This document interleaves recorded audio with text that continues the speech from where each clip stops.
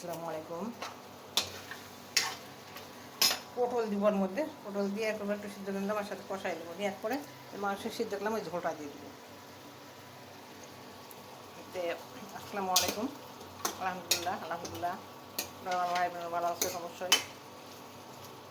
আল্লাহ আমাকে ভালো রাখছে, এই অবস্থায় আছি, ভালো আছি।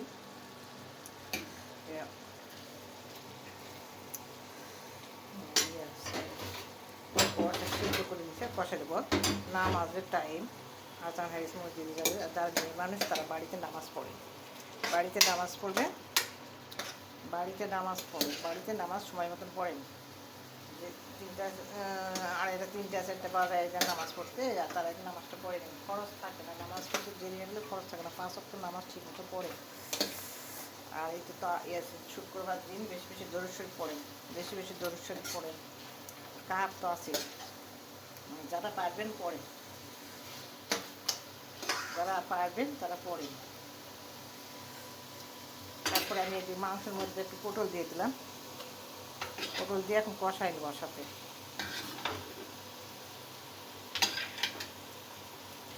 পটলটা ভাজে নেওয়া, ভাজেও দেওয়া যায়, এভাবে দেওয়া যায়, মাংস কষাই দেওয়া যায়। ফ্রিজ পরিষ্কার করতে নিয়েছিলাম না, এটাতে রান্না করতে দেরি করছি। কষাইলে ঝোল দিয়ে দিব, একটু সিদ্ধ করে নিয়েছি।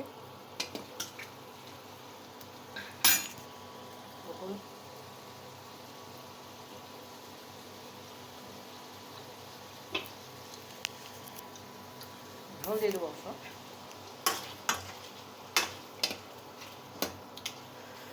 রান্না করতে করতে কষানো মাংস তাদের ভালোই লাগে।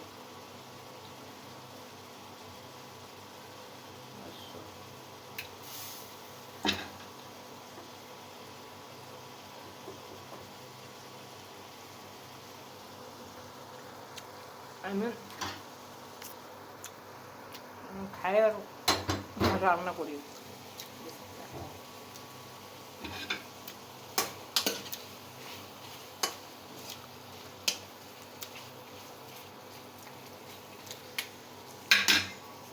এটা হওয়ার পরে জিরার গুঁড়া দিয়ে দেবো, ঝোল দিয়ে দিলাম।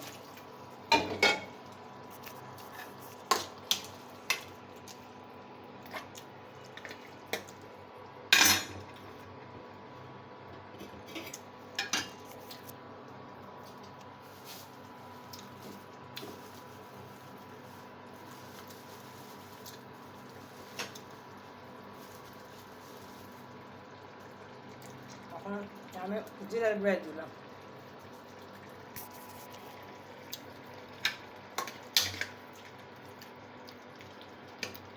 একটু বেশি হয়ে গেল মনে হয়,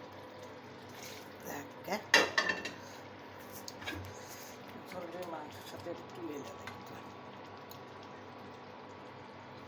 মাংসের সাথে তুলে দেবে।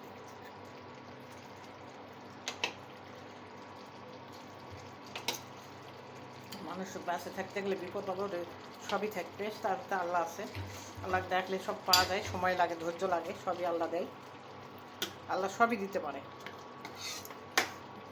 আল্লাহ কাছে চাওয়ার মতো চালে পাওয়া যায়। ইমান আমল ঠিক থাকা লাগবে, হারাম হারাম হালাল বাস চলা লাগে। নামাজ কালে ইমান ঢেকে দিলাম, বলে উঠে নামাই নেবো, এই যে হয়ে গেছে ভাত।